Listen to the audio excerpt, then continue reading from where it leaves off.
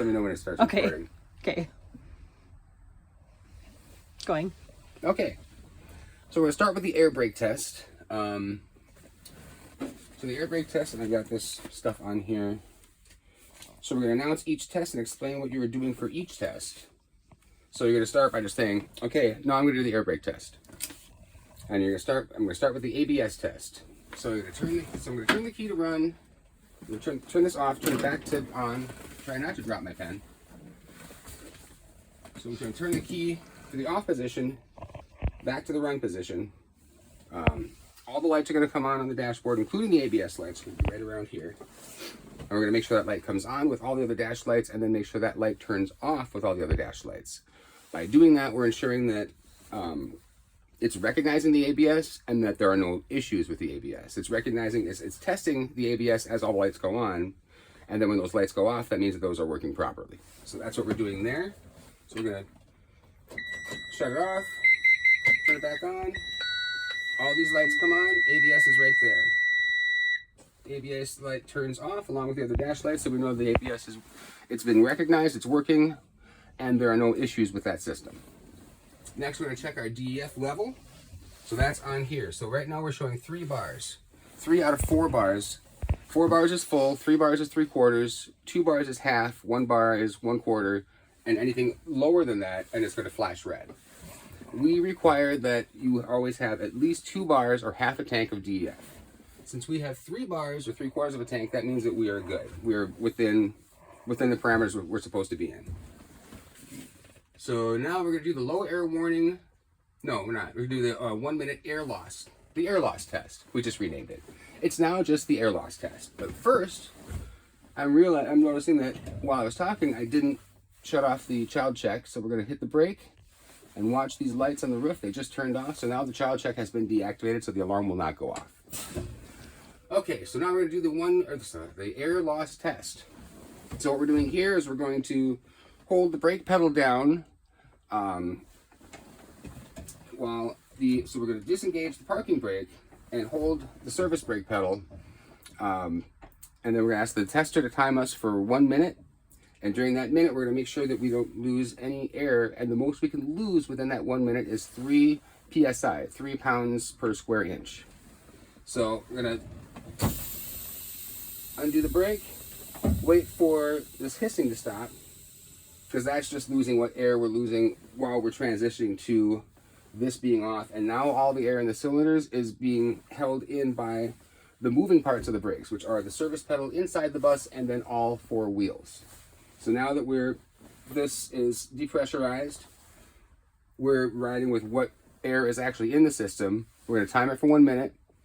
Time it for 1 minute, and then you say, okay, and go. And then we wait for a minute. Just like this. A lot of awkward silence. And then after a while, when the minute's actually up, they say, okay, it's been 1 minute. Okay. So while you're sitting there for that minute, you're watching these gauges. Your 2 tanks, at least in this bus, there's 2 tanks. And you're going to make sure that these do not move. If they were moving, if it was losing air, you would hear it, and you would see it on the gauge.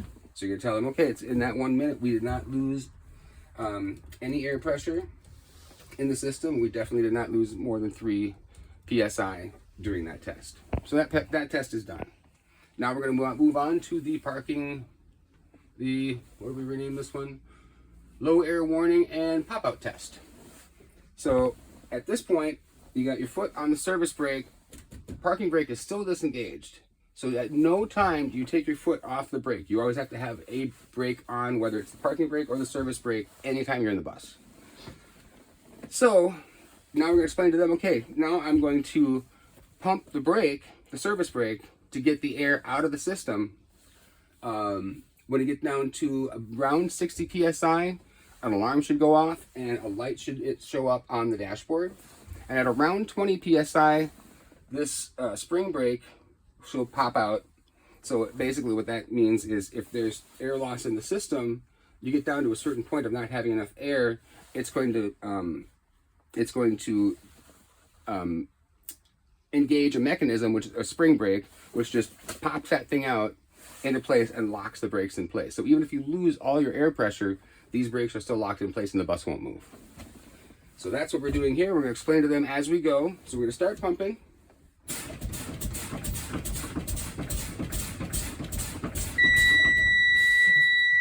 So now we're at, okay, about 60 PSI. And you're going to stop pumping just so you can explain to the tester what's happening. Because it's weird to try to talk and pump the pedal at the same time. All right, so the alarm has gone off at about 60 PSI. And the warning lights are lit on the dashboard. Continue pumping. I'm going to watch this brake. Okay, at about, actually here it looks like a little bit under 20 PSI, right around 20 PSI, the spring brake has engaged. So at this point, the low air warning and pop-out test is done. We'll start the bus. Once again, we're going to look at these lights, wait for them to shut off, and that's going to turn off the child check alarm.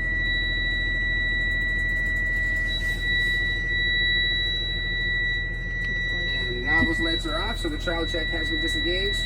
We're going to take, now we can take our foot off the service brake at this point because this is popped out, so this parking brake is engaged. So we can take the foot off the brake just because that's going to let the high idle kick in. So you're going to build air in your system quite faster when it idles up like that. So while we're doing this, we're going to watch these gauges. And we're going to explain to them, okay, right now we're putting air back into the system. And we're waiting for, oh, and here it is. So we're now at about 75 PSI. The alarm has turned off and the lights on the dashboard have also turned off. So what we're doing here is we're waiting for the compressor to fill the air tanks back up. So at about 120 PSI, we should hear the governor kick in, and that's going to shut off the compressor. So that shows that, okay, that system is working, because if that compressor doesn't show off, the tank's going to explode. So basically, once the governor shuts off the compressor, we know the air tanks are full and that system is working properly. So we're going to list it. So we're getting close now. And these needles are going to go almost all the way up. They come in this way. The top number is 150, and they get pretty close to that 150 before the governor kicks in. You just you hear that noise, and you know that and you can hear kind of a noise. Once you hear that governor, then that compressor noise is gone. So you can hear the compressor's turned off. You hear the governor kicked in to turn that compressor off. So we know that system is working. Now, since we have the engine running, this is not actually part of the air brake test, but it fits into everything else we're doing here, so we just kind of throw it in there. So backup camera. So we're just going to make sure foot is on the brake, because anytime you shift, if your foot is not on the brake, it won't register a gear shift. It's called shift inhibit. It won't let you try to move the bus without your foot on the brake. Even if the parking brake is engaged, you still have to have your foot on the service brake. Anyway, so we're going to back, turn it, so we're just putting it in reverse. The camera's going to turn on. We can see that it's working. The monitor is working. It's clear. It's clean. And whatever else I wrote down here. I should know my own stuff. Display is operational. So we're done with that. Now we still have our foot on the service brake, and the next thing we're going to do is the service brake test. So all we got to do is just boom, shift it into drive, and they say, okay, now I'm gonna test the service brake, the parking brake. Rewind. So next thing we're gonna do is, since we already have our foot on the service brake and everything's running, we're gonna put it in gear, and now we're gonna do the parking brake test. So basically, we're gonna explain to them, okay, we're doing the parking brake test. We're gonna put it in gear, give it a little gas, make sure that the parking brake holds when you give it some gas and that the bus does not move, showing the parking brake is holding. So it's in gear, foot off the brake, just give a little bit, doesn't have to be a lot. Don't want to break the parking brake, I don't think it would, but so just a little bit of gas, okay, brakes are holding, bus is not moving. Now we're going to test the service brakes. So for this, first thing we do is turn off, make sure your foot is on the brake pedal, because we're disengaging. Anytime you disengage the parking brake, you want your foot on the brake pedal until you're in gear and you're going to start moving. So we're going to disengage the parking brake, and if your foot wasn't on the pedal, you would hear that. The bus saying, hey, make sure your brake's on. Anyway, so we're gonna put it in gear. It's gonna complain because my seatbelt's not buckled. And we're just gonna roll forward, hands off the wheel. Once, twice. So the surface brakes are working, and when you hit the brakes with your hands on the wheel, it is not pulling to either side. So now, that's the end of the air brake test. So we're going to turn the bus off again, back to run. Watch those lights again for the child check to reset. When those lights turn off, that means the child check is deactivated.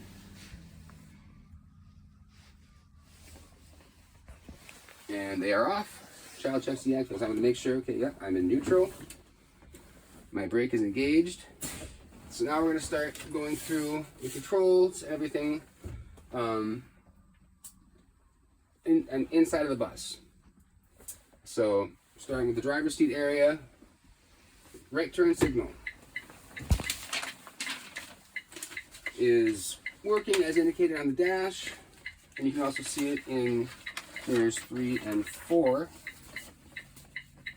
I'm going to lose this pen. Left turn signal. You can see it as indicated by the dash, and also in mirrors 3 and 1 and 2, really. Four-way flashers, working as indicated on the dash, and also you can see it in mirrors 3 and 4. Headlights, which we actually already had on from driving here. So we turn them on, we can see if they're working.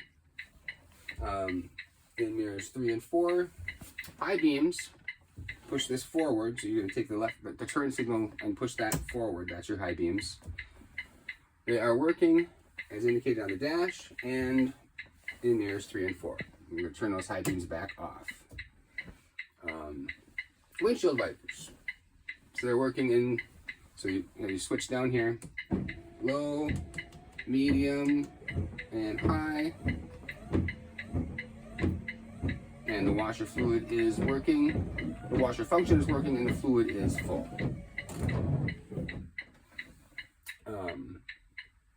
Front heater defroster, which is always covered by your key. And we're just going to start with the side. So make sure both of these two switches are all the way to, it doesn't matter which side, left or right. I suppose since this is to the left, probably the easiest thing to do is have these all be on the left, and then you just do, okay, works on low, medium, and high, and leave it on high. And works in all settings, and then leave that there. It works on cold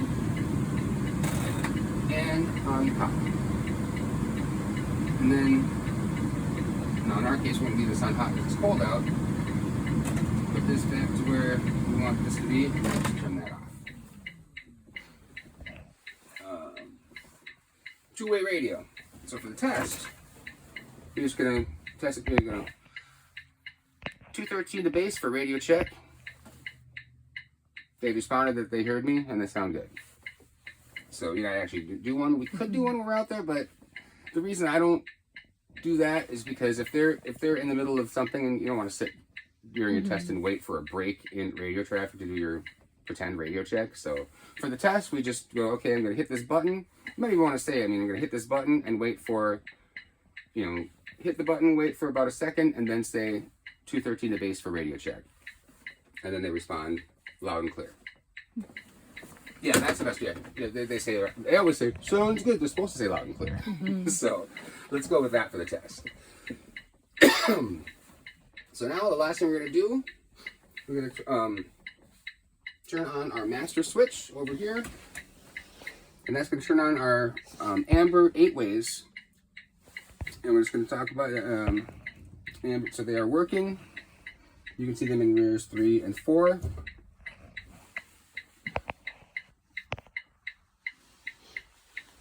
Yeah, that's all I put on there, so.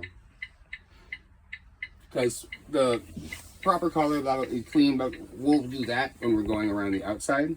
Mm-hmm. So, I mean, I guess technically probably could or should say this for the yellow ambers because we say it for the red ones when we're outside. Yeah. The only one I didn't hear was strobe light that's in there, huh?